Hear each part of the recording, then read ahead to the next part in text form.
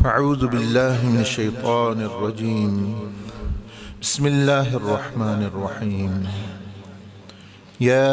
ایہا الذین آمنوا اتقوا اللہ وکونوا مع الصادقین وقال جل وعلا یا ایہا الذین آمنوا اتقوا اللہ حق تقاته ولا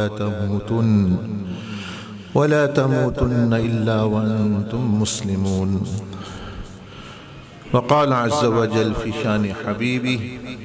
إن الله وملائكته يصلون على النبي يا أيها الذين آمنوا صلوا وصحبه اللهم إني أسألك بنور وجه الله العظيم الذي ملأ أركان عرش الله العظيم وقامت به عوالم الله العظيم أن تصلي على مولانا محمد ذي القدر العظيم وعلى آل نبي الله العظيم بقدر عظمة ذات الله العظيم في كل لمحة ونفس عدد ما في علم الله العظيم صلاة دائمة بدوام الله العظيم تعظيما لحقك يا مولانا يا محمد يا ذا الخلق العظيم وسلم عليه وعلى آله مثل ذلك واجمع بيننا وبينه كما جمعت بين الروح والنفس ظاهرا وباطنا يقظة ومناما واجعله يا رب روحا لذواتنا من جميع الوجوه في الدنيا قبل الآخرة يا عظيم. السلام عليكم ورحمة الله وبركاته.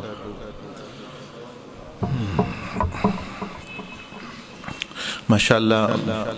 اللہ جل مجدہ کا فضل اور احسان ہے کہ اللہ پاک نے ہمیں ایک مبارک مہینے میں، جیسا کہ قرآن مجید میں اللہ پاک نے فرمایا کہ 4 مہینوں کو میں نے فضیلت دی، عظمت دی، اس میں سے ایک یہ مہینہ ہے رجب شریف کا، اور اس کو ایک اور فضیلت حاصل ہے کہ سیدنا علی کرم اللہ وجہ الکریم کی پیدائش وہ اس مہینے میں ہوئی. اتنی بڑی ہستی اس مہینے میں تشریف لائی، اور بھی اولیاء اللہ کے ساتھ اس کو بہت نسبتیں حاصل ہیں. تو کسی چیز کو، کسی مہینے کو عظمت دینا، تقدس دینا جو اللہ پاک کی طرف سے ہوتا ہے، تو اس کا مقصد یہ ہوتا ہے کہ اللہ پاک تو خود قدوس ہے، اس کو تو کسی عظمت کی، کسی پاکی کی ہماری طرف سے کوئی ضرورت یا محتاج نہیں ہوتی، وہ تو خود ہر چیز کو پیدا فرمانے والا ہے. لیکن جب اللہ پاک کسی چیز کو فرماتا ہے کہ میں نے اس کو پاک کیا، اس کو عظمت دی، اس کو تقدس دیا، تو مطلب یہ ہوتا ہے کہ بندو تم اس کو دو، یعنی بندوں کہ بندے دیں اس کو، تاکہ وہ اس سے جو ہے وہ نفع حاصل کر لیں. تو یہ مقصد ہوتا ہے کہ بھئی یہ مہینہ دوسرے مہینوں کی طرح نہ گزار دے. رجب بزرگوں نے فرمایا کہ اس کی مثال یہ شعبان اور رمضان، دیکھیں کوئی وجہ ہے کہ ایک مہینہ درمیان میں ہے، پھر رمضان ہے، اب یہ رجب ہے. تو بزرگان دین نے فرمایا کہ اس مہینے کی مثال ایسی ہے کہ جیسے ایک کھیت ہوتا ہے، اس کے اندر خطرناک قسم کی بوٹیاں اور پودے اور درخت لگے ہوئے ہیں جس میں سانپ اور بچھو رہ رہے ہیں. فرمایا کہ یہی حالت ہمارے باطن کی زمین کی ہے کہ اس میں مختلف قسم کے گناہوں کی جڑی بوٹیاں، حسد اور بغض کے بچھو وہ سارے رہ رہے ہیں. تو فرمایا اس مہینے میں یہ ہے کہ سب بندہ اس زمین کو ان جڑی بوٹیوں سے، خطرناک زہریلی پودوں سے صاف کرے، اپنے جو سانپ بچھو ہیں ان کو نکالے. اور شعبان کا جو مہینہ ہے وہ ہے کہ اس کھیت میں ہل چلائے اور اس میں اچھے پودے، اللہ پاک کی محبت کے، معرفت کے، نبی علیہ السلام کی محبت کے قرب کے وہ اچھے پودے لگائے، اچھے بوٹے لگائے، اچھی فصل لگائے، اور رمضان جو ہے وہ فصل پک جاتی ہے، اس میں وہ پھل حاصل کرنے کا مہینہ ہے۔ تو اب فرمایا کہ یہ ہمارا بھی یہی حال ہے، ہماری جو زمین ہے دل کی، اپنی بات کر رہا ہوں، آپ تو نیک لوگ ہیں، کہ وہ جب جڑی بوٹیوں، حسد و بغض اور ان چیزوں سے وہ بھری ہوئی ہوتی ہے، تو یہ مہینہ اللہ پاک نے اس کو عظمت دی تاکہ اے بندو تم بھی اس مہینے میں اگر کچھ اس طرح کا معاملہ ہے تو وہ باہر نکال دو، صاف کر لو، معاملہ جو ہے وہ اپنے طے کر لو، مخلوق کے ساتھ جو معاملات ہیں، حقوق ہیں، بندوں کے، رشتہ داروں کے، اللہ پاک کے، یہ سارے اپنی دیکھو کوئی ضائع تو نہیں ہوا، اگر ہے تو ان چیزوں کو دور کرو، ان گناہوں کو کوشش کرو چھوڑنے کی۔ اور شعبان وہ مہینہ ہے کہ بندہ نیکی، اس لیے نبی علیہ الصلوۃ والسلام عائشہ فرماتی ہیں کہ شعبان میں بڑے کثرت سے روزے رکھا کرتے تھے، کہ وہ نیکی کے پودے لگانے کا مہینہ ہے، اور رمضان میں پھر جو ہے آپ اس پھل سے فائدہ حاصل کر سکتے ہیں۔ اب ہمارا یہ ہے کہ اب مثلا گنے کی فصل ہے، اگر کاٹی جا رہی ہے، تو اب جو بندہ گنے لگانا شروع کر دے تو وہ اس کی فصل کیسی ہوگی؟ جب گندم کاٹی جا رہی ہو اس وقت وہ بونا شروع کر دے تو اس کو تو وہ پھر ناقص ہی ہوگا۔ تو اسی طرح رمضان تو فصل پک کر کاٹنے کا موسم ہے، ہم اس وقت لگانا شروع کر دیتے ہیں، پھر کہتے ہیں روزے سے فائدہ نہیں ہو رہا، رمضان سے فائدہ نہیں ہو رہا، کہ ہم جو کام رجب میں کرنا چاہیے تھا وہ ہم جو ہے وہ رمضان میں شروع کرتے ہیں۔ تو رمضان تو فصل کاٹنے کا اور اس سے نفع اٹھانے کا، پھل کھانے کا، پھل اکٹھے کرنے کا، جس طرح کہ آپ ایک دفعہ گندم آ جاتی ہے تو پھر پورا سال اس سے فائدہ اٹھاتے ہیں، کیونکہ اس کو آپ نے کاٹ کے دانے وغیرہ آپ نے سنبھال لیے، اب اگلے سال تک اس گندم سے روٹیاں پکاتے ہیں، جو بھی کرتے ہیں۔ اسی طرح رمضان تو فصل کٹھی کرنے کا، کاٹنے کا مہینہ ہے کہ وہ پھر پورا سال بندے نے اس سے نفع اٹھانا ہوتا ہے، وہ جس طرح رمضان گزرا ہے اسی طرح اس کا پورا سال پر اس کے اثرات مرتب ہوتے ہیں۔ تو اس لیے ایک تو آپ کو یہ بتا دیا اس مہینے کا رمضان کے ساتھ کیا تعلق ہے اور شعبان کا کیا تعلق ہے، اور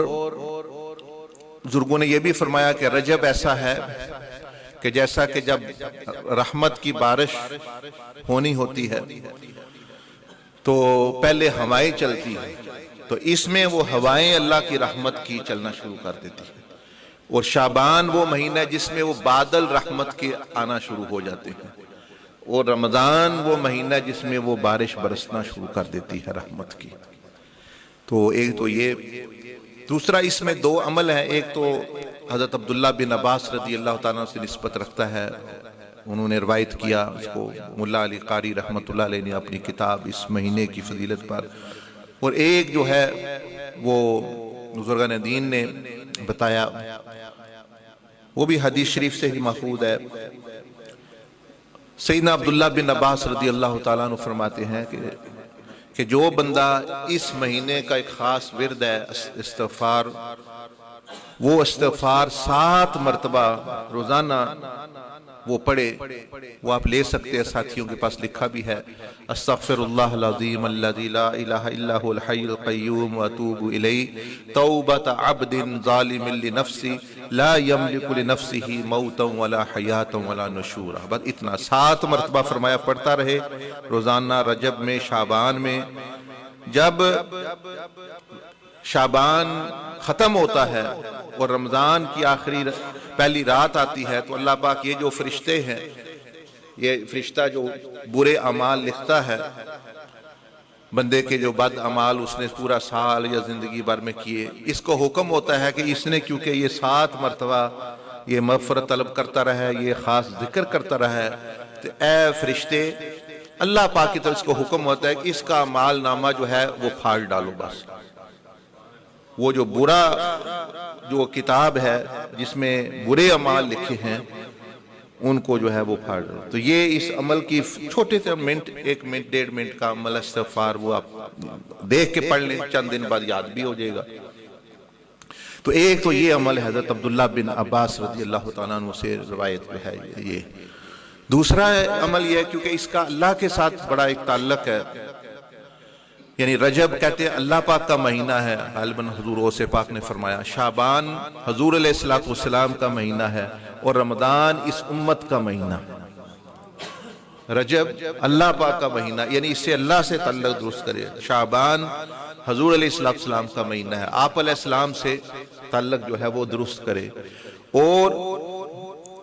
رمضان امت کا مہینہ. تو کیا مطلب کہ رجب میں دیکھے کہ اللہ پاک کے جو حقوق ہیں ان کی طرف توجہ کرے، اللہ پاک کے ساتھ اپنا تعلق درست کرے. شعبان میں حضور علیہ السلام سے تعلق، آپ کی سنت، آپ کی محبت، آپ کی نسبت. اور رمضان میں لوگوں کے ساتھ، امت کے ساتھ اپنا تعلق درست کرے. تو جس کے یہ تینوں چیزیں ہو گئیں کہ اللہ پاک کے ساتھ بھی معاملہ اس کا ٹھیک ہو گیا، حضور علیہ السلام کے ساتھ بھی ٹھیک ہو گیا، لوگوں کے ساتھ، امت کے ساتھ بھی اس نے اپنا معاملہ درست کر لیا، تو بس وہ بندہ انشاءاللہ اللہ کے فضل سے کامیاب ہے. تو وہ ایک، کیونکہ یہ اللہ کا مہینہ ہے اور اللہ پاک کو سب سے زیادہ ذکر جو پسند ہے وہ لا الہ الا اللہ ہے، محمد رسول اللہ صلی اللہ علیہ وسلم. تو فرمایا کہ اس مہینے میں، پورا مہینہ ہے، 70,000 مرتبہ تھوڑا تھوڑا کر کے پڑھے روزانہ. 70,000 مرتبہ کلمہ، سال میں 1 مرتبہ اس مہینے میں وہ پورا ہو جائے. اور حدیث شریف میں ہے، حضور علیہ السلام نے فرمایا کہ جس کے لیے 70,000 مرتبہ کلمہ پڑھا جائے اس کی بخشش ہو جاتی ہے. گناہگار بندے کی، مثلا آپ کے والدین ہیں یا بھائی ہے، آپ سمجھ دیں کوئی بندہ گناہگار ہے، تو جس کے لیے 70,000 مرتبہ کلمہ پڑھا جائے اور اس کو اصحال ثواب کیا جائے. اس کے بارے میں ایک واقعہ بھی آتا ہے. سیدنا جنید بغدادی رحمت اللہ علیہ تشریف فرما تھے، اور آپ کی مجلس میں، ظاہر ہے آپ نیک بندے تھے، بزرگ تھے بہت، تو ان کی مجلس میں کئی لوگ صاحب کشف لوگ ہوتے تھے جن پر برزخ کے معاملات، دوسری دنیا کے معاملات کھلتے تھے. تو ایک مرتبہ آپ بیٹھے تھے، مراقبہ تھا یا بیان تھا، ایک نوجوان جو ہے اس نے رونا شروع کر دیا، اونچی اونچی آواز سے چیخیں مارنا شروع کر دی. آپ نے پوچھا کیا ہوا اس کو، یہ کیوں رو رہا ہے؟ تو وہ کہنے لگا کہ مجھے میری والدہ نظر آئی ہے اور وہ عذاب میں ہے. مجھے میری والدہ کا نظر آیا یا کشف ہوا ہے جو بھی، تو وہ عذاب میں اس لیے رو رہا ہے. آپ فرماتے ہیں کہ میں نے خاموشی سے ہی اس کو نہیں بتایا، دل ہی دل میں جو میں نے ذکر کیا ہوا تھا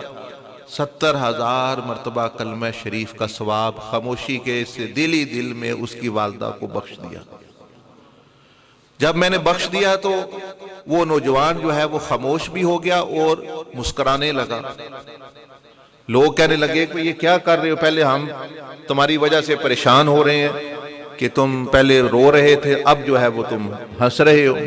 وہ کہنے لگا اب تو وہ جنت کے باغوں میں سے پھر رہی ہیں، جنت کے باغوں میں پھر رہی ہیں. تو سیدنا جنید بغدادی فرماتے ہیں کہ میں نے جان لیا کہ یہ جو حدیث شریف میں یہ بیان کیا گیا اس کی بھی حقیقت مجھ پر کھل گئی، اور اس کا بھی پتہ چل گیا کہ یہ صحیح بات کر رہا ہے، کیونکہ میں نے تو اس کو بتایا ہی نہیں کیا ہوا کیا نہیں. تو اس لیے یہ ایک تو استغفار کا عمل ہے، دوسرا تسبیح لے کے دن میں چلتے پھرتے 1000 1500 مرتبہ بندہ پڑھے، 2 یا جتنا بھی تعداد مقرر کر لے، اور اس مہینے میں یہ پورا کر دے انشاءاللہ. تو یہ تو 2 عمل ہوئے یعنی رجب کے مہینے کے. اب نبی علیہ الصلوۃ والسلام نے اس امت کو ہر اس چیز کے بارے میں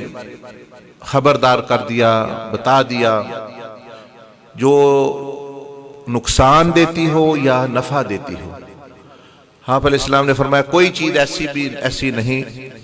کہ جو نقصان دے اور میں نے اپنی امت کو نہ بتا دیا ہو، اور کوئی چیز بھی ایسی نہیں جو نفع دیتی ہو اور اس کا میں نے نہ بتا دیا ہو. تو آج خاص طور پر ایک حضور علیہ السلام کا ایسا ہی خزانہ اور ایسے ہی رحمت اور ایسا ہی کرم کے بارے میں آپ کو میں بتانے لگا ہوں. ہے تو وہ آپ کے پاس، لیکن آپ کو خود بھی شاید وہ پتہ نہ ہو کہ ہمارے پاس اتنا بڑا خزانہ ہے. وہ یہ ہے کہ دیکھیں، جو بندے آپ مختلف بندے بیٹھے ہوئے یہاں، ہماری مائیں بہنیں بیٹیاں بھی اگر سن رہی ہیں، یا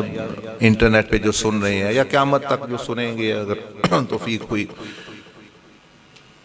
ہر بندے کے حال احوال جو ہے وہ مختلف ہے. مثلا ایک بندہ امیر ہے، ایک اس سے امیر ہے، ایک غریب ہے، ایک غریب تر ہے، کچھ درمیانہ ہے، کچھ ہے. کچھ لوگ جو ہے وہ علم والے ہیں، کچھ کے پاس اتنا علم نہیں. کچھ لوگوں کے پاس وسائل بہت زیادہ ہے، کچھ لوگوں کے پاس نہیں ہے. کچھ لوگوں کے پاس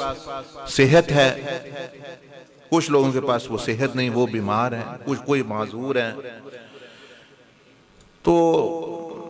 کسی کے بچے ہیں، کسی کے نہیں، کسی کو مصروفیت بہت زیادہ ہے، اور کسی کو جو ہے وہ یعنی فراغت ہے. تو بندوں کے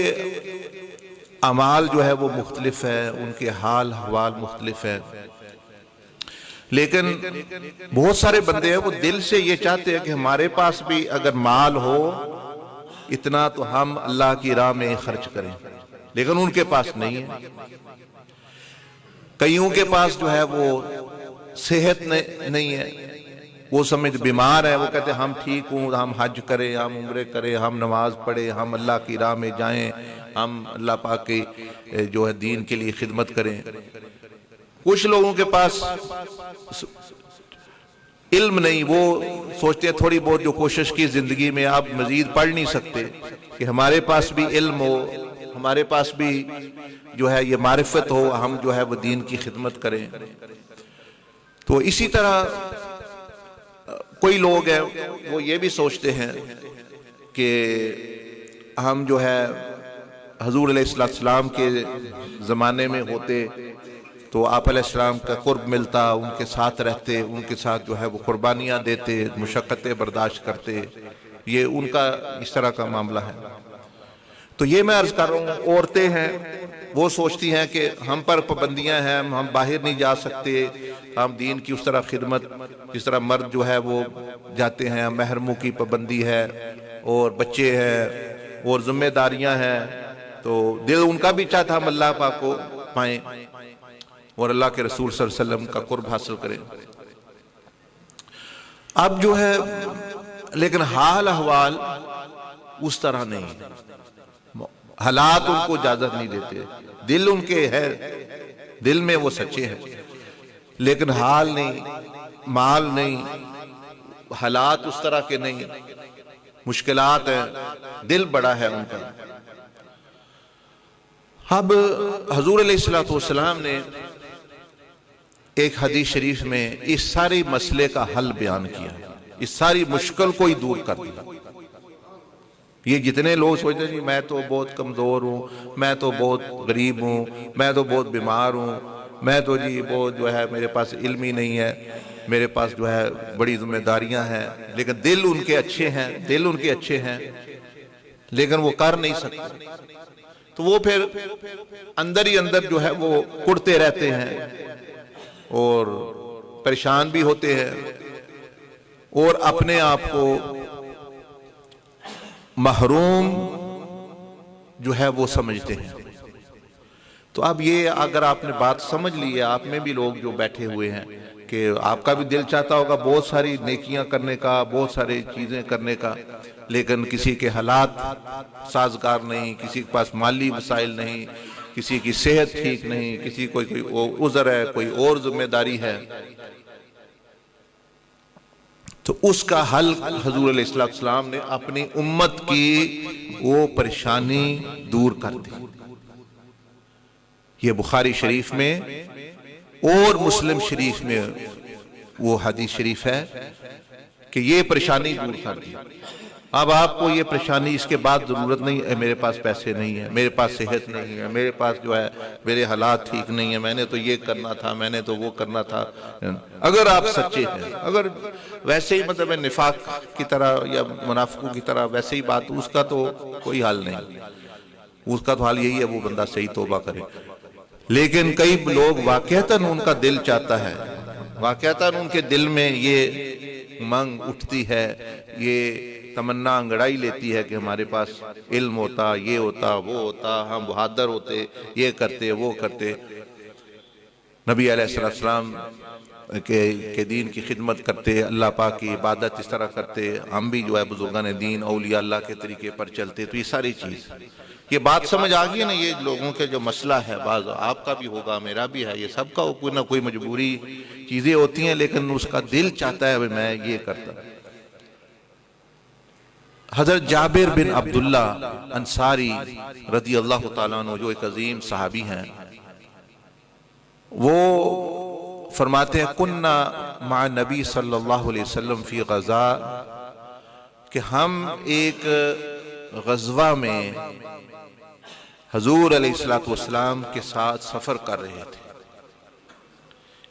کوئی بھی ایک غزوہ تھی، بعض روایتوں میں یا کتابوں میں آیا ہے کہ وہ تبوک کی جنگ تھی یا کوئی اور. بہرحال وہ فرماتے ہیں کہ ہم سفر کر رہے تھے،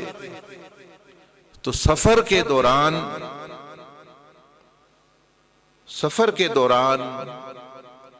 حضور علیہ السلام نے یہ ارشاد فرمایا اپنے لب مبارک سے، اپنی زبان مبارک سے، فرمایا کہ اے لوگو، کیونکہ وہ جو ساتھ تھے بہت سارے صحابہ اکرام، سینکڑوں ہزاروں کی تعداد تھی. فرمایا کہ کچھ لوگ مدینہ شریف میں ہیں، کچھ لوگ مطلب عورتیں ہیں، مرد ہیں، کچھ لوگ مدینہ شریف میں ہیں، لیکن کوئی ایسا جنگل، کوئی ایسی راہ، کوئی ایسی وادی نہیں گزری جہاں وہ ہمارے ساتھ نہ ہوں. ہیں وہ حقیقت وہاں مدینہ شریف میں لوگ، وہ ہمارے ساتھ نہیں آئے، لیکن میں محمد رسول اللہ صلی اللہ علیہ وسلم کہہ رہا ہوں کہ وہ ہمارے ساتھ ہر جگہ، جتنے ہم نے سفر کیے، تنگی ہو یا آسانی ہو، جو ہمیں مشکلات پیش آتی ہیں، وہ ہمارے ساتھ. اب وہ صحابہ کرام رضوان اللہ علیہ مجمعین بڑے حیران ہوئے کہ ہم تو آئے ہوئے ہیں ساتھ، اور یہ وہ لوگ جو وہاں ہیں وہ حضور علیہ السلام فرما رہے ہیں ساتھ ہے. مطلب یہ بھی تھا ساتھ ہی کہ کچھ لوگ جو ہے وہ ہمارے ساتھ چل رہے ہیں، یعنی ہمارے ساتھ چل رہے ہیں، گھوڑوں پر بھی، پیدل بھی، لیکن حقیقت میں وہ پیچھے ہی ہیں مدینہ شریف میں. اب نبی علیہ السلام نے اس کی وجہ بھی بیان فرمائی اس حدیث شریف میں، اور حل بھی بیان فرمایا کہ یہ کیا مطلب کیا تھا. مطلب جو ہے وہ یہ ہے کہ کچھ لوگ مدینہ شریف میں تھے جب حضور علیہ السلام نے آنا تھا، جب جنگ کا اعلان ہوا، غزوہ کا اعلان ہوا، تو ان کا بھی دل چاہا کہ ہم بھی ساتھ جائیں، سچے لوگ تھے، لیکن کسی عذر کی بنا پہ، کوئی بیمار تھا، کسی کے پاس سواری نہیں ہے، کسی کے پاس اسلحہ نہیں ہے، عورتیں ہیں، ان کا بھی دل چاہتا تھا، وہ بھی گھر میں بچوں کو پیچھے خیال کر رہی ہے، کچھ کوئی ذمہ داری لگ گئی، حضور علیہ السلام نے ذمہ داری لگا دی، آپ نے مدینہ شریف میں اس چیز کا خیال کرنا ہے. تو اس طرح کے معاملات تھے جب وہ نہ آ سکے عذر کی وجہ سے، بیماری کی وجہ سے. ان کے بارے میں نبی علیہ السلام نے فرمایا کہ ہم جہاں جہاں جا رہے ہیں، جس جگہ سے گزر رہے ہیں، جس پہاڑی سے گزر رہے ہیں، جس وادی سے گزر رہے ہیں، وہ لوگ ہمارے ساتھ ہیں.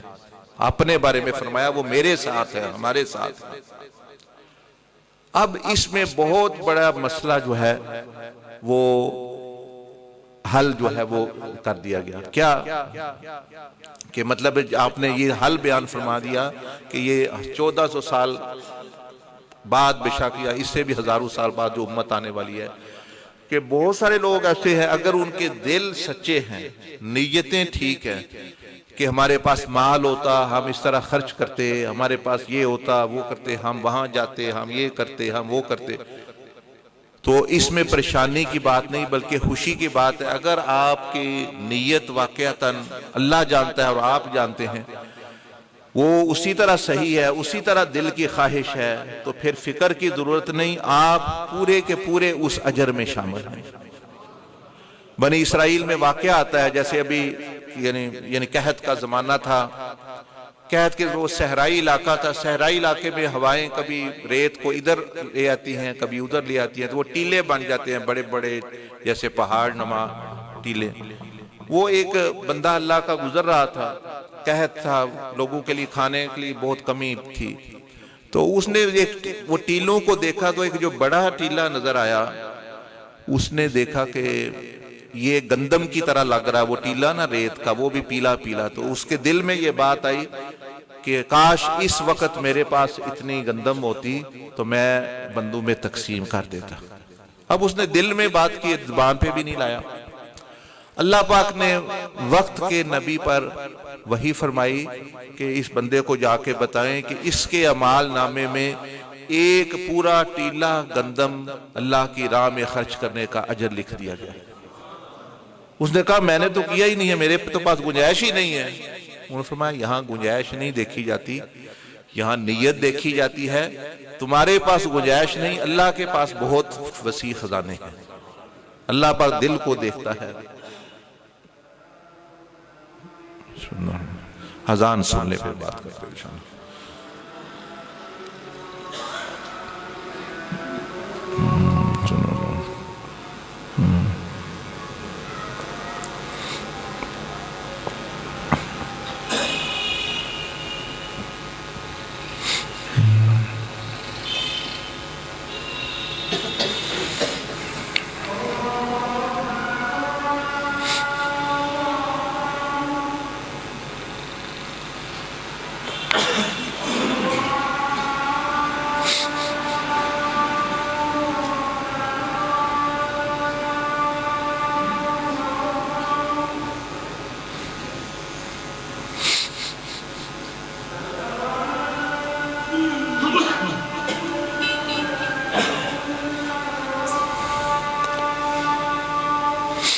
أشهد أن لا إله إلا الله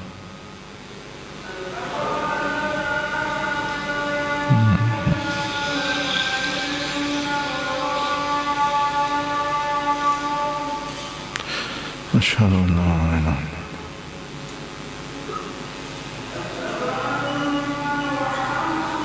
صلى الله عليه وسلم رسول الله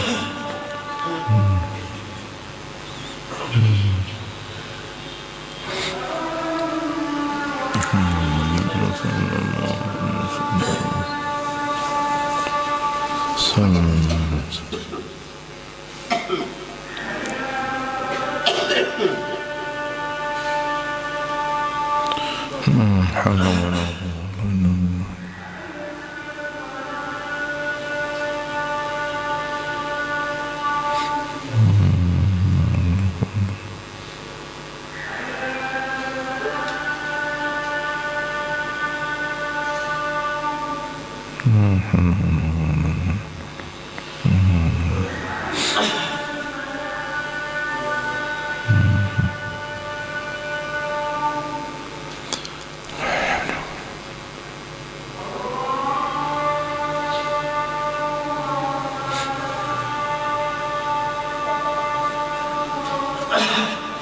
الله أكبر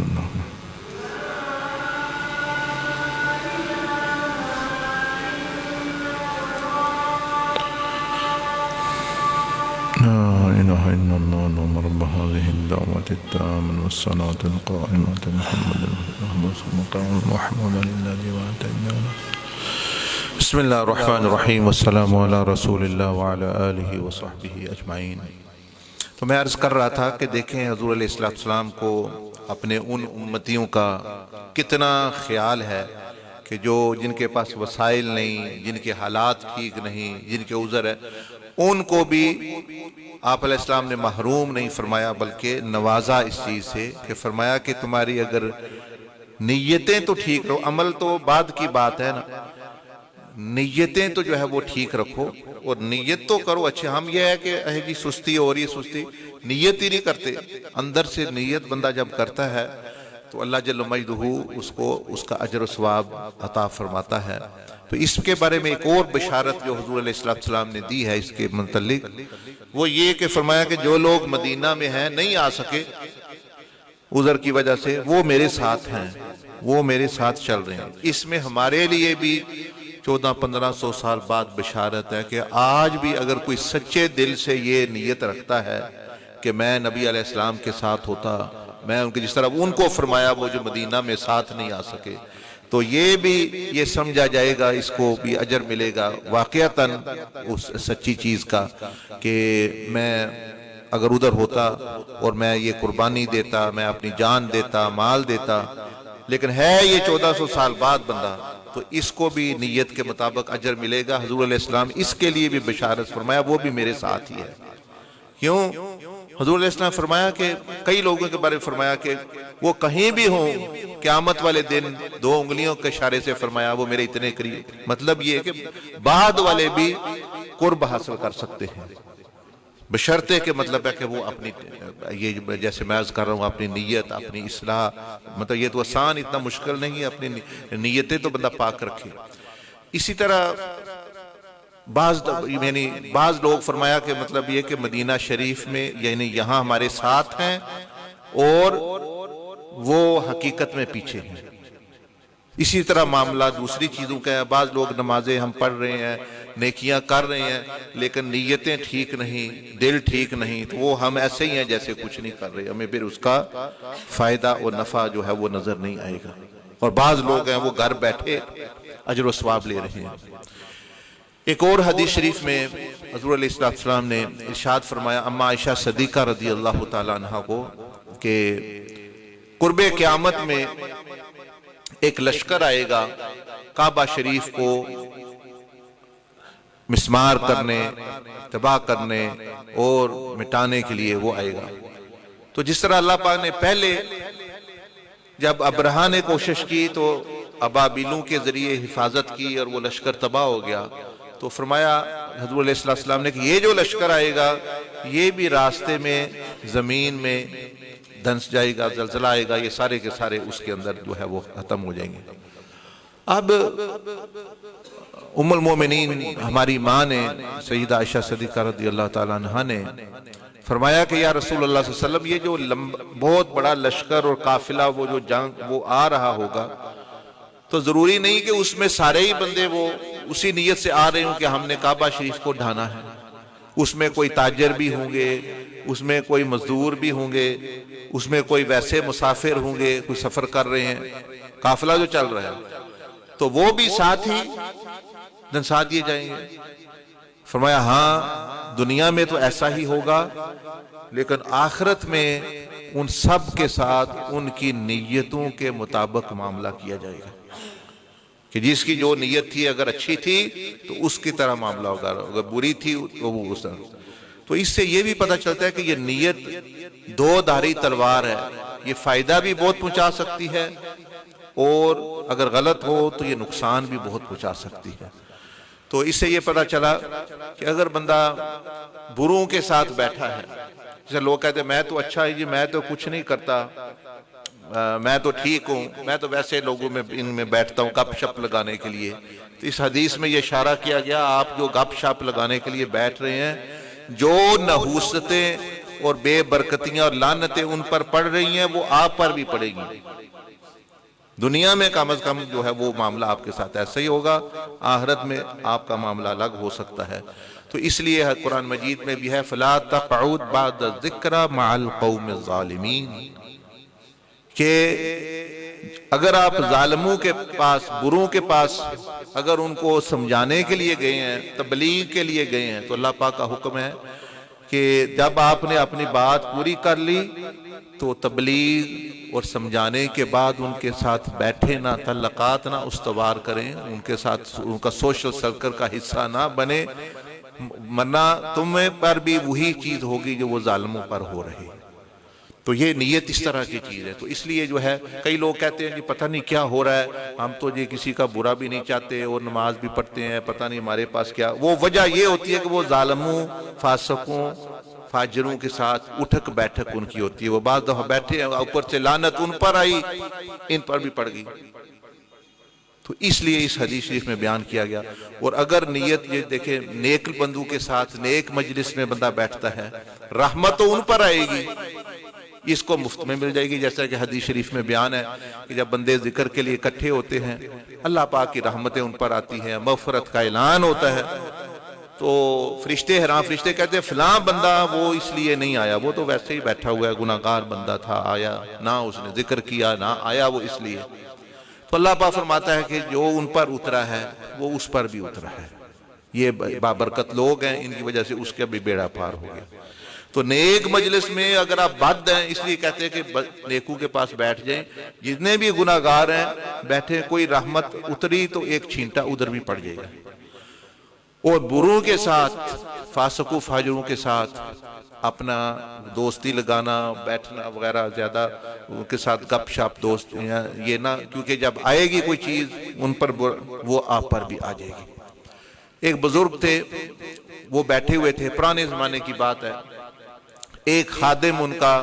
مرید ان کو پنکھا جھول رہا تھا، بڑا سا پنکھا تھا، وہ ایسے پرانے زمانے میں ہوتے تھے بڑے بڑے پنکھے، یعنی ہاتھ والے جو ہیں، وہ ایسے وہ جھول رہا تھا، بہت بڑا بڑا پنکھا، وہی گرمی تھی۔ تو وہ کہنے لگا کہ حضرت صاحب، یہ جو لوگ کہتے ہیں ہمیں فلاں بزرگ کے پاس دفن کر دیں، فلاں بزرگ کے پاس، فلاں قبر کے پاس، تو عمل تو اپنے اپنے ہوتے ہیں، تو اس کا بھی کوئی فائدہ ہوتا ہے؟ یہ جو لوگ کہتے ہیں فلاں، تو وہ لوگ بھی بیٹھے ہوئے تھے بہت زیادہ، اور وہ پنکھا ایسا بڑا پنکھا، مطلب وہ بزرگوں کو اپنے ان کو آرام ہو۔ تو انہوں نے اس کو فرمایا کہ دیکھو، یہ پنکھا تم کس کے لیے جھول رہے ہو؟ یہ پنکھا جو ہے کس کے لیے لگایا ہوا ہے؟ وہ کہنے لگا آپ کے لیے۔ تو آپ نے فرمایا کہ یہ جو ارد گرد بیٹھے ہیں، ان کو بھی کوئی ہوا پہنچ رہی ہے؟ جی ہاں۔ فرمایا بس یہی صاحب ہے کہ جب نیک بندوں پر رحمتیں اترتی ہیں تو وہ جو ان کے پاس آس پاس ساتھ ہوتے ہیں ان پر بھی چھینٹے پڑتے ہیں، ان کو بھی فائدہ، یعنی فائدہ ہوتا ہے۔ اور جب اسی طرح جب برائی اور جب کوئی عذاب آتا ہے تو وہ بھی پھر آپ دیکھیں قرآن مجید میں بہت سارے واقعات ہیں کہ جب کسی قوم پر عذاب آنا ہوتا تو اللہ پاک کی طرف سے وحی آتی اس وقت کے نبی پر کہ آپ اور اپنی قوم کو لے کر یہ نکل جائیں اس بستی سے۔ کیوں؟ اس وقت جو بندہ بھی رہ جائے اس پر پھر وہ آ جاتا ہے۔ اس لیے ہر نبی کو حکم ہوا، جیسے سیدنا یونس علیہ السلام تشریف لے گئے، اور اتنے انبیاء علیہ السلام، نوح علیہ السلام کو حکم ہوا کشتی بنا لیں، اسی طرح قوم عاد اور سمود، اور یعنی یہ چیز جو ہے۔ تو یہ جو میں نے آپ سے سامنے بات عرض کی ہے، تو اب ہمارے لیے کوئی بہانہ باقی نہیں بچتا کہ جو تو بندہ عمل کر سکتا ہے، جس میں صلاحیت ہے، وہ تو ضرور اپنا کرے۔ جو نہیں کر سکتا، پیسے نہیں ہے، صدقہ دینا چاہتا ہے، پیسے نہیں ہے، مال نہیں ہے، غریبوں کی مدد کرنا، تو وہ نیت یہ کر لے کہ اپنے اندر کہ یا اللہ میرے پاس ہوتا تو میرا بھی دل چاہتا ہے میں یہ مفت کا اجر جو ہے وہ لے رہا ہوں۔ اسی طرح جو ہے اور بھی جو کام ہے نیک، یعنی اپنی نیت درست رکھے۔ اسی طرح ایک اور حدیث شریف میں بیان ہے کہ ایک بندہ مثال کے طور پر کہیں گلی میں ہے، کسی ایسی جگہ ہے جہاں وہ جانا نہیں چاہتا، رہنا نہیں چاہتا، اس کا دل ہی نہیں، لیکن پھنس گیا ہے، جگہ ٹھیک نہیں، اس کا تو دل ہے میں کہ مسجد میں کسی اچھی جگہ ہوتا۔ فرمایا اگر اس کی نیت واقعتاً یہ ہے تو یہ حقیقت میں اسی جگہ ہے جہاں یہ چاہ رہا ہے۔ اور ایک دوسرا ہے، وہ بیٹھا تو مسجد میں ہے، بیٹھا تو ذکر کی مجلس مسجد میں ہے، لیکن دل اس کا یہ ہے میں بھی جو ہے وہ باہر جا کے مطلب یعنی شراب پیتا اور ناشتہ کھوتا، بڑے لوگ عیاشی کر رہے ہیں، میں کدھر پھنس گیا، یہ ہے وہ ہے۔ نیت اس کی یہی ہے، دل اس کا ادھر ہی ہے نیت۔ تو فرمایا کہ وہ بندہ حقیقت میں جو ہے وہ اسی جگہ ہے جہاں وہ ہے۔ تو اس لیے یہ جو لوگوں کے ساتھ معاملہ ہوتے ہیں، حضور علیہ السلام نے بھی فرمایا انما الاعمال بالنیات، کہ یعنی یہ نیتوں کا بہت بڑا اس میں عمل دخل ہوتا ہے۔ تو پہلا قدم یہ ہونا چاہیے بندے کا، عمل تو چلو مشکل ہے، وہ تو بعد کی بات ہے، اس میں طاقت لگنی ہے، پیسہ لگنا ہے، اور مطلب مشقت آنی ہے۔ تو نیت تو دل کا اور دماغ کا معاملہ ہے، تو اس پر جو ہے وہ بندہ اپنی توجہ کر لے پہلے، اور کر کے اس کو درست کرنے کی کوشش کرے، اس کے بعد جو ہے انشاءاللہ عمل میں بھی آسانی ہوتی ہے، اور اگر نہ بھی عمل ہو سکے تو اللہ جل مجدہ اس کو اجر و ثواب بھی دیتا ہے۔ اب آخری بات کر کے میں آپ سے اجازت چاہتا ہوں، وہ یہ کہ دیکھیں آپ لوگ الحمدللہ نمازی ہیں، پڑھتے بھی ہیں، تو نماز جو ہے یہ اس مہینے کا ایک تحفہ ہے۔ جیسے میں نے کہا نا رجب کے کئی تحفے ہیں، ایک تو وہ بتایا آپ کو جو کلمہ شریف اور استغفار، اس مہینے کا ایک اور بڑا عظیم تحفہ ہے،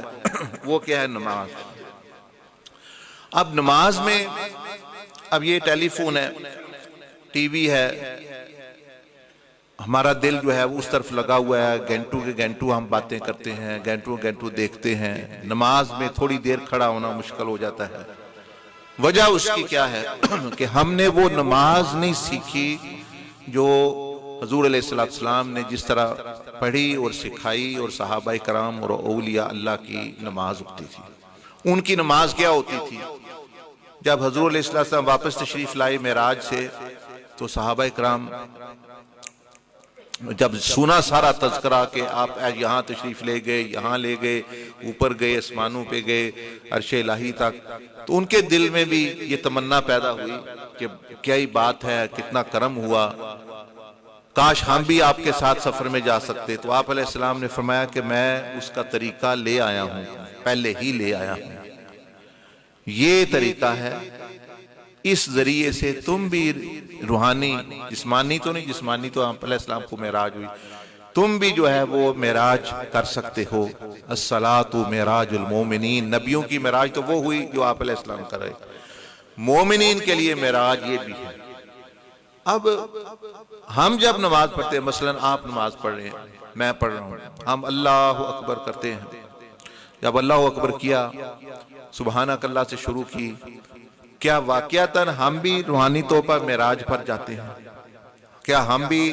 مسجد اقصی کی طرف سفر، یا کعبہ شریف، یا مدینہ شریف، یا وہ دنیا ہمارے سامنے بھی آتی ہے آسمانوں میں جانا؟ ہماری تو وہ یہ ہے کہ آنکھیں بند ہے یا کھلی ہیں، وہی مطلب ادھر ادھر گھوم کے خیالات اور یہ چیزیں ہم جو ہے وہ، تو اس لیے پھر اگلی دفعہ وہ بندے کا دل ہی نہیں چاہتا، وہ پھر حکم سمجھ کے پڑھا، محبت سے پڑھتا کم ہے۔ وہی اللہ پاک کے حکم دیا ہے، یہ فرض ہے، نہ پڑھی تو گناہ ہوگا، نہ پڑھی تو جو سزا ملے گی۔ وہ نماز تو ایک محبت کا، ایک ملاقات کا ایک ذریعہ تھا، جو معراج کی روح ہے نماز کی، تو وہ تو اللہ پاک کے محبت کا انداز تھا کہ حضور علیہ السلام کو اپنی ملاقات اور دیدار کے لیے بنایا، وہ تو اور آپ علیہ السلام بھی بڑی خوشی خوشی تشریف لے گئے، تو اللہ پاک نے بھی محبت سے بلایا، آپ بھی جو ہے محبت سے لے گئے۔ تو نماز تو اس چیز کا مجموعہ ہے، اب ہم نے جو ہے اس کا جو ہے وہ بوجھ بنا لیا ہے۔ اب وہ کیا محبت، مثلا کسی کی شادی ہونے والی ہے، نکاح ہونے والا، مطلب دولہا ادھر ہے، دلہن ادھر ہے، اب وہ دولہے کو کھینچا تانی کر کے وہ لا رہے ہیں، وہ رو رہا ہے میں نہیں جانا، میں نہیں جانا، یا دلہن کو میں نہیں کرنا، اس کو دو بندے دریک رہے ہیں، دو ڈنڈے مار رہے ہیں، وہ آجو آجو، تو وہ کیا نکاح ہے اور کیا شادی ہے؟ مطلب وہ تو ایک محبت کا ایک انداز میں خوشی خوشی آتے ہیں، نکاح ہوتا، چیزیں ہوتی، ڈنڈے مار کے اور جو مدد زبردستی کر کے، تو کیا ملاقات، آگے کیا بنے گا ان کا؟ تو بلا تشبیہ و بلا مثال محبت کی دے رہا ہوں کہ عبادت جو ہے یا نماز جو ہے، یہ تو ایک رب سے ایک ملاقات، ایک معراج، ایک محبت کا انداز ہے۔ اور اگر اس طرح کوئی نماز پڑھنے کے تو دوزخ میں جائے گا، نماز پڑھو تو جو زبردستی کر کے آؤ پڑھو، وہ کھڑا ہو بھی گیا تو وہ واپس دنیا میں ہی رہے گا وہ اپنی، اور اس لیے اس طرح، تو اس طرح کی نماز نہیں۔ نماز وہ ہے کہ بندہ محبت کے ساتھ، اور ساتھ ہی جب وہ کھڑا ہو تو وہ معراج اس کی شروع ہو جائے، وہ معراج پر چلا جائے، معراج ہو۔ تو تو اب آپ سوچیں گے کہ یہ کیسے ہو، یہ کس طرح ہو، یا ہمارے ساتھ ایسا کیوں نہیں ہوتا کہ ہم بھی کعبہ شریف اور مسجد اقصی، کیونکہ کتابوں میں تو لکھ دیا گیا الصلاۃ معراج المومنین، کہ نماز مومن کی معراج ہے۔ سوال یہ ہے کہ کیا آپ بھی معراج پر گئے ہیں کہ نہیں؟ سوال یہ ہے کہ آپ کی نماز بھی معراج ہے یا نہیں؟ تو اگر نہیں ہے تو اسی لیے آپ اپنی اس مختصر سی زندگی، ویسے بھی مختصر ہی ہے، اسے 2 دن نکالیں۔ تو یہ رحیم یار خان میں اسی لیے آیا ہوں، یہ تو ویسے ایصال ثواب کے لیے انہوں نے مجلس رکھی ہوئی ہے، اسی مقصد کے لیے آیا ہوں کہ 2 دن میں جمعرات کل سے لے کر عصر سے ہفتے کی شام تک آپ کو وہ نماز سکھا دی جائے کہ جب آپ بھی کھڑے ہوں گے، آپ بھی کبھی کعبہ شریف میں پڑھ رہے ہوں گے، کبھی مسجد اقصی کی سیر کر رہے ہوں گے، کبھی آسمانوں کی سیر کر رہے ہوں گے، پھر یہ جو خیالات وغیرہ ان کا، وہ کہتے ہیں نہ رہا بانس نہ رہے، مطلب کہاں سے بجے گی بانسری، مطلب ہے کہ یعنی وہ ختم ہی ہو جاتا ہے، کیونکہ جب بندے کی روح اور توجہ وہ مکمل اس طرف چلی گئی تب خیالات کوئی گنجائش ہی نہیں۔ خیالات تب آتے ہیں کہ ہم اپنا دماغ خالی لے کے کھڑے ہوتے ہیں، اس میں چیز تو کوئی ہوتی نہیں، تو اب شیطان بھی کہتا ہے اس کا خالی ہے جو اس میں کوئی ڈال دو، نفس سے آیا وہ بھی ڈال دیا، کیونکہ ہم نے جو خالی رکھا ہے، اور اگر یہ بھر گیا، یہ اوپر تک بھرا ہوا، اس میں گنجائش ہی نہیں، تو اس نماز میں اللہ کی حضوری اور عالم غیب اور باطن کی آنکھ کھول کے بندے کو جو ہے وہ اس جگہ پہنچتا ہے کہ وہ یہ چیزیں رہتے، اس کو پھر وہ اچھے ہی خیالات، ان چیزوں کے خیالات آتے رہتے۔ تو یہ بھی آخر پہ آپ کو دعوت ایک ہوتا ہے بس بتا دینا بھئی نماز پڑھا کرو، نماز مومن کی معراج ہے، اچھے طریقے سے پڑھو، خشوع سے پڑھو، ایک ہے صرف کہہ دینا، ایک ہے کہنا کہ بھائی جان بیٹا آؤ تمہیں وہ پوری سکھا دیتے ہیں 2 دن میں، 2 دن نکالو ساری زندگی کا مسئلہ حل ہو جائے گا۔ تو یہ وہ بھی آپ کو دعوت ہے، اور اللہ جل مجدہ آپ کا آنا قبول فرمائے۔ اور اگر کسی نے کوئی بات پوچھنی ہے، سمجھ نہیں آئی جو میں نے احادیث شریف پڑھی ہیں یا کوئی بات کی ہے، تو ضرور آپ پوچھ بھی سکتے ہیں، موقع ہے، ورنہ پھر جو ہے وہ دعا کرتے ہیں اور پھر نماز ادا کرتے ہیں انشاءاللہ۔ استغفر اللہ العظیم الذی لا حول ولا قوة۔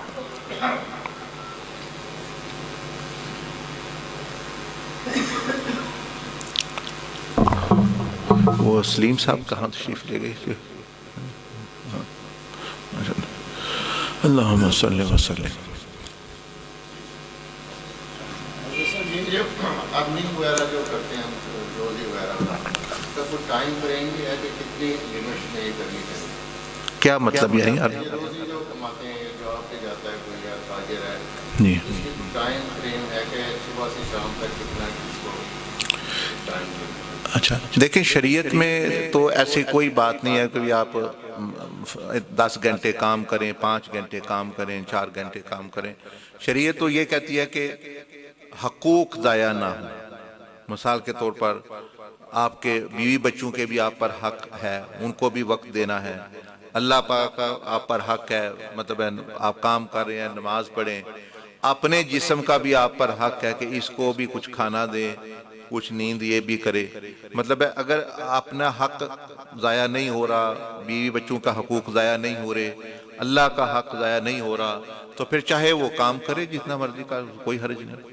لیکن ان میں اگر خرابی آنا شروع ہو جائے تو پھر اس کو وہاں سے کم کر کے ان کا جو ہے وہ معاملہ دے، یہ چیز۔ باقی کوئی وقت کی پابندی نہیں، رات کو کرے دن کو کرے، کیونکہ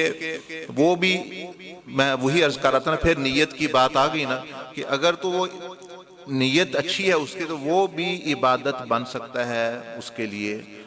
بشرطے کہ وہ نیت درست کر لے۔ حضور علیہ السلام نے فرمایا اب وہ عبادت کیسے بنتا ہے وہ بھی سن لیں۔ نبی علیہ السلام نے یہ سکھایا کہ عبادت کیسے بنتا ہے، کام۔ ہر بندے کا کام عبادت نہیں بنتا، ہر بندے کی مزدوری عبادت نہیں، ہر بندے کی تجارت عبادت نہیں، ہر بندے کا رزق کمانا عبادت نہیں، اس کے لیے بھی کوئی طریقہ ہے عبادت بنانے کا۔ جس طرح ہر بندے کی نماز عبادت نہیں، حالانکہ نماز ہے عبادت، لیکن ایک بندہ وضو کے بغیر ہی کھڑا ہو گیا ہے، ایک بندے کپڑے ہی نہیں پاک، تو آپ اسے کہیں گے بھئی یہ تیری عبادت نہیں ہے، وہ کہے نہیں جی نماز تو عبادت، بھئی نماز عبادت ہے، آپ عبادت نہیں کر رہے۔ اسی طرح رزق حلال کمانا عبادت ہے، لیکن کیا وہ بندہ بھی وہ آداب کے ساتھ کر رہا ہے کہ نہیں؟ حضور علیہ السلام تشریف فرما ہے، ایک بندہ نوجوان یا بھائی وہ کام پر جا رہا تھا، جس طرح مزدور صبح صبح یا دکاندار تاجر جاتے ہیں، مجلس لگی ہوئی ہے، وہ بندہ رستے سے گزرا ہے، کہاں جا رہا تھا؟ کام کرنے۔ کسی نے مجلس میں آواز آئی آپ علیہ السلام کو، کسی نے کہا کہ کاش اس کی یہ بھاگ دوڑ اللہ کے لیے ہوتی، فی سبیل اللہ، جس طرح یہ کام کی طرف اور مزدوری کی طرف بھاگ رہا ہے، کاش یہ فی سبیل اللہ، اللہ کی راہ میں اس کی بھاگ دوڑ ہوتی۔ یہاں تو بڑا چست یہ جا رہا ہے، اور یہ حضور علیہ السلام نے سنا،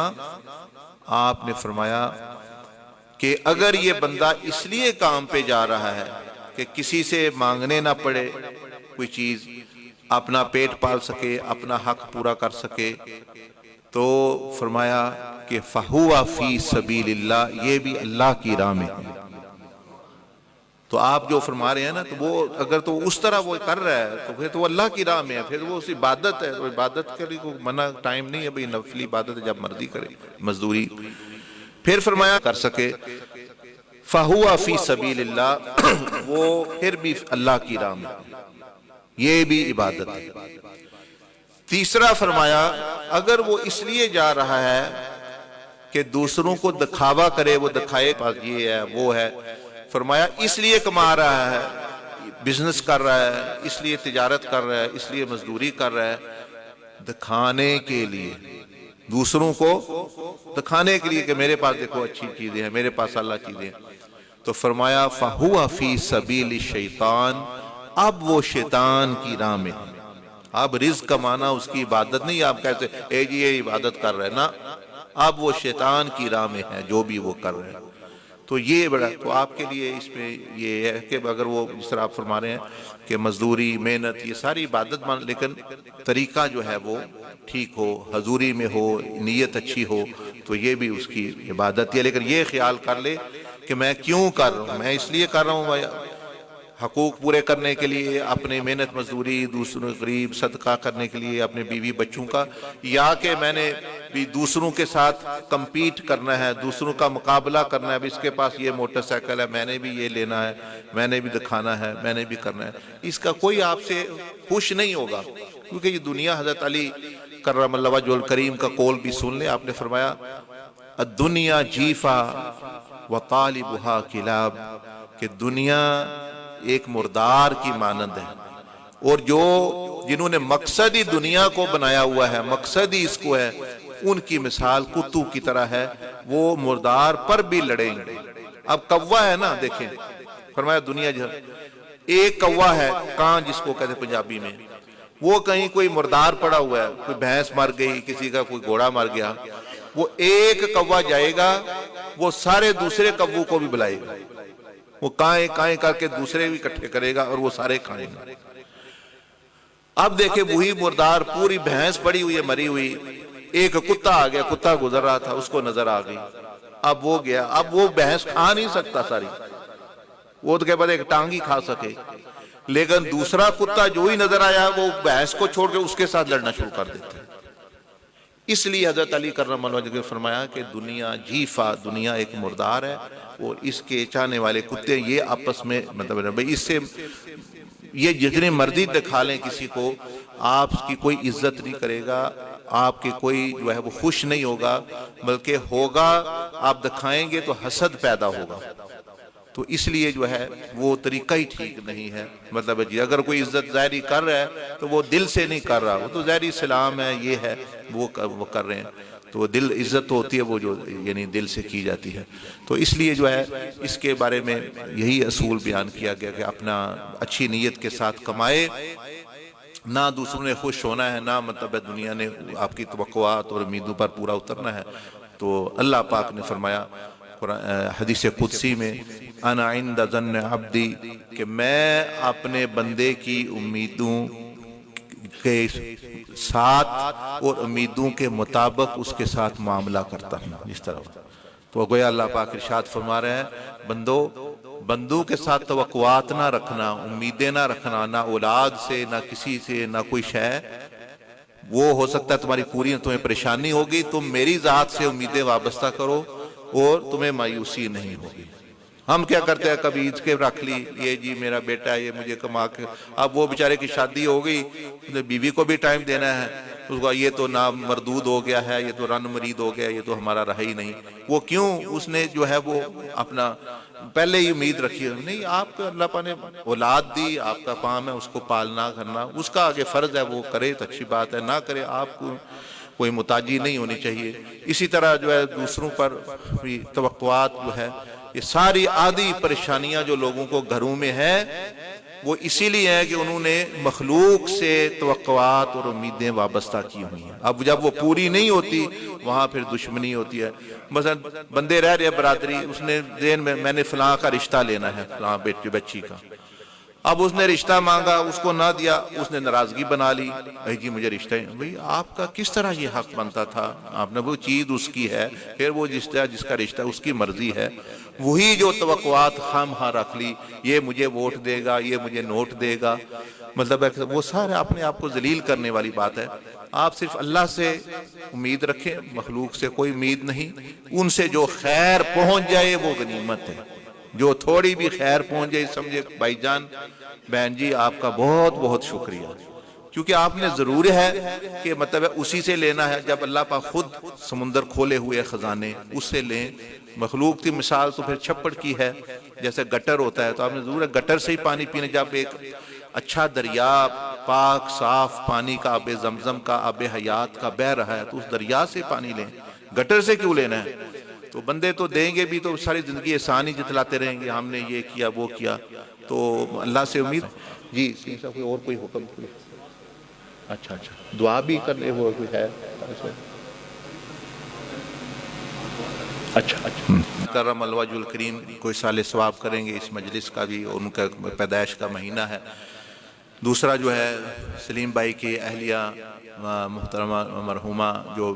پچھلے دنوں وفات پائی، ان کے لیے بھی دعا کریں، اور بھی جو حاضرین میں سے جن کے کوئی دوست احباب، والدین میں سے سید جمیل شاہ صاحب، ان کے والد بزرگوار بھی کچھ چند مہینے ہو گئے پردہ فرما گئے، اور بھی جو لوگ بیٹھے ہوئے ہیں، یہ ایوب بھائی ہے، ان کے چچا ماموں کئی، تو سب کے لیے جو ہے انشاءاللہ دعا کریں گے۔ آپ ایک دفعہ سورۃ الفاتحہ۔ الرحمن الرحیم الحمد للہ رب العالمین الرحمن الرحیم مالک یوم الدین إياك نعبد وإياك نستعين اهدنا الصراط المستقيم صراط الذين أنعمت عليهم غير المغضوب عليهم ولا الضالين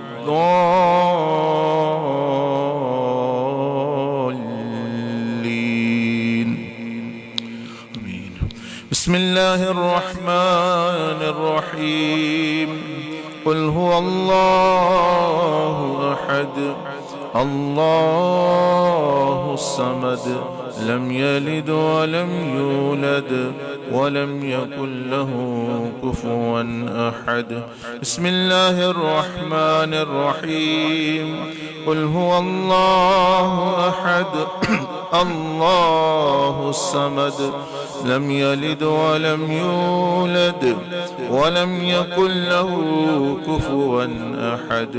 بسم الله الرحمن الرحيم قل هو الله أحد الله الصمد لم يلد ولم يولد ولم يكن له كفوا أحد۔ چند مرتبہ میرے ساتھ ذکر کر لیں، اس کا بھی ثواب۔ چلو فاعلم أنه لا إله إلا الله لا إله إلا الله لا إله إلا الله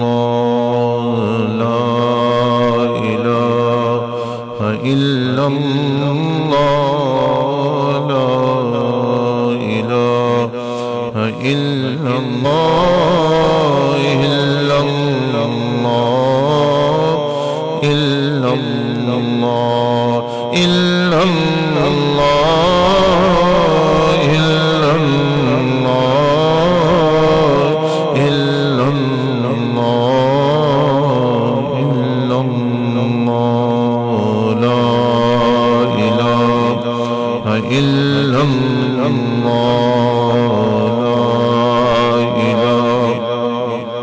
إلا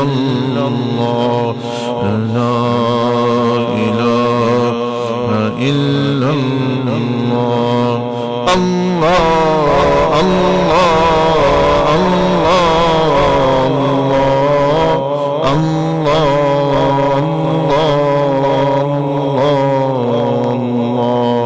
الله الله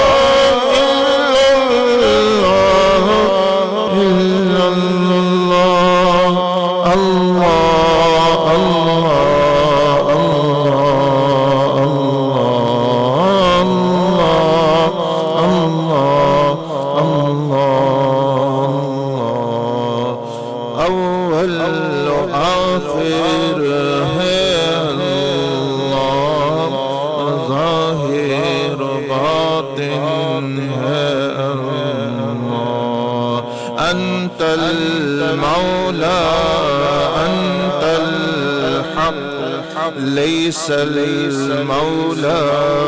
إلا هو أنت المولى أنت الحق ليس المولى إلا هو أنت المولى أنت الحق ليس المولى إلا هو الله الله الله الله حسبي ربي جل الله ما في قلبي غير الله حسبي ربي جل الله ما في قلبي غير الله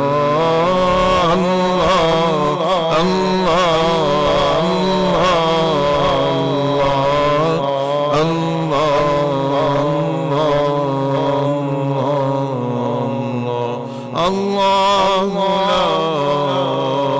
إله إلا هو. الحمد لله رب العالمين والسلام على رسول الله وعلى آله وصحبه أجمعين. یا رب العالمین اپنے فضل اور کرم اور احسان سے اس مجلس ذکر و نصیحت اور یا ارحم الراحمین جو تلاوت کلام پاک کی گئی سب نے تلاوت کی، جو ذکر کیا سنا، اپنی بارگاہ میں قبول فرما، ہدیتاً تحفتاً حضور علیہ الصلوۃ والسلام کی بلند و بالا پاک بارگاہ میں پیش فرما، ہم سب گناہگاروں کا سلام پیش فرما، آپ کے طفیل تمام انبیاء اور رسل ملائکہ علیہم السلام، اہل بیت کرام، صحابہ کرام رضوان اجمعین کی بارگاہوں میں پیش فرما، خاص طور پر سیدنا علی کرم اللہ وجہ الکریم، حسنین کریمین، سیدہ کائنات سیدہ فاطمہ الزہرا رضی اللہ تعالی عنہ و سلام اللہ علیہ کی بارگاہ میں پیش فرما، سیدنا ابوبکر و عمر و عثمان و علی عشرہ مبشرہ تمام صحابہ تابعین تبع تابعین اولیاء امت کی بارگاہوں میں پیش فرما، ان کے طفیل یا ارحم الراحمین ہمارے سلیم بھائی کی اہلیہ محترمہ مرحومہ کی روح کو ہمارا سلام بھی، اس کا اجر و ثواب بھی، سید جمیل شاہ صاحب ایوب بھائی ہیں، ان کے جو چچا ماموں جو بھی وفات پا گئے، اور بھی جتنے حاضرین ہیں، ان کے والدین میں، آباء و اجداد میں، اور رشتہ داروں میں، دوست و احباب میں، جتنے بھی لوگ دنیا سے ایمان کی حالت میں اس شہر پورے میں یا رب العالمین جو وفات پا گئے، یا ارحم الراحمین سب کو اس کا اجر و ثواب عطا فرما، سب کی مغفرت بخشش فرما، سب کی قبروں کو جنت کے باغوں میں سے ایک باغ بنا، ہمیں بھی موت کی تیاری کی، اس دن کی تیاری کی توفیق عطا فرما، یا ارحم الراحمین ہماری زندگی کا رخ درست فرما، ہمیں غفلت کی نیند سے بیداری نصیب فرما، اطاعت کرنے والا جسم نصیب فرما، سچ بولنے والی زبان نصیب فرما، حیا والی آنکھیں نصیب فرما، ہاتھ ایسے عطا فرما کہ جو مظلوموں کی کمزوروں کی مدد کرنے والے ہوں، پاؤں ایسے جو حق کی راہ میں چلنے والے ہوں، جسم اطاعت والا نصیب فرما، ذکر جو ہے ذاکر اور شاکر یا رب العالمین عطا فرما، دماغ ایسا اور سوچیں پاکیزہ نصیب فرما، یا ارحم الراحمین ہماری روحوں کو منور فرما، اور یا ارحم رزق حلال نصیب فرما، صدق مقال نصیب فرما، سب کے گھروں میں بھی سلامتی، دلوں میں بھی سلامتی، اہل و عیال میں، خاندانوں میں، برادریوں میں، میاں بیوی میں اتحاد اتفاق، پورے شہر میں یا رب العالمین جو رحمتوں برکتوں کا نزول فرما، لڑائی جھگڑے فتنے فساد غلط کام سے اور غلط فسق و فجور سے محفوظ فرما، یا ارحم الراحمین یا مالک یوم الدین اپنے فضل و کرم و احسان سے جب تک زندہ رکھے تیرے دین اور نبی علیہ السلام کی سنت اور محبت پر زندہ رہیں، اور جب موت آئے ایمان والی موت نصیب فرما، سجدے والی موت نصیب فرمانا۔ ابھی ہم نے سنا وہ جو بزرگ وفات پا انہوں نے کلمہ پڑھا، یا اللہ ہمیں بھی کلمہ موت کے وقت نصیب فرمانا، اور یا رب العالمین اپنے فضل و کرم و احسان سے ہماری تمام دعائیں قبول فرما، تمام امت کی اصلاح فرما، ساری امت کی مغفرت فرما، ساری امت کی بخشش فرما، یا ارحم الراحمین، وصلی اللہ علی النبی الامی وعلی آلہ وصحبہ وسلم تسلیما۔